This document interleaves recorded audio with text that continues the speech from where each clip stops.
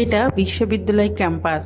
ভবঘুরে মানুষদের আবাসন নিশ্চিত করবে রাষ্ট্র, কিন্তু শিক্ষার্থীদের নিরাপত্তা কে নিশ্চিত করবে? ঢাকা বিশ্ববিদ্যালয়ের বহু বছরের চাওয়া ক্যাম্পাসকে মাদকসেবী, ভবঘুরে ও সন্ত্রাসীদের হাত থেকে রক্ষা করা। এই চাওকে বাস্তবায়নের পথে এগিয়ে নিয়ে যাচ্ছে ডাকসু সভাপতি এস.এম. ফরহাদ ও সাধারণ সম্পাদক সাদিক কায়েম।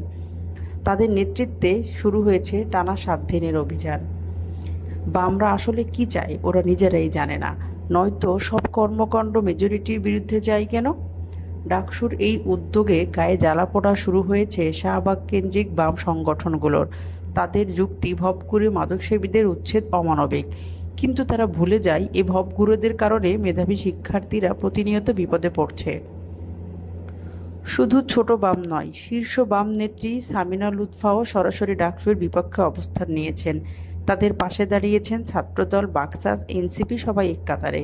লক্ষ্য একটাই, শিবিরকে ঠেকানো। তবে শিবির কি থেমে থাকার পাত্র? খালিতে দারসুল কোরআন প্রোগ্রামে হামলার পর শিবির গোটা দেশে আয়োজন করেছে কোরআনের আলোচনা। ছাত্রদল গালি দিলেও শিবির পাল্টা গালি না দিয়ে কাজের মাধ্যমে জবাব দিয়েছে। শিবিরের রাজনীতি পেশিশক্তির নয়, কৌশলের। তারা জানে কখন, কোথায়, কিভাবে জবাব।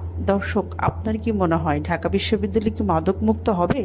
ডাকসুর অভিযান কি সফল হবে? আর বাম ছাত্রদল জোট কি আদৌ শিক্ষার্থীদের পক্ষে, নাকি অন্য কোনো সিন্ডিকেটের অংশ? আপনার মতামত জানান।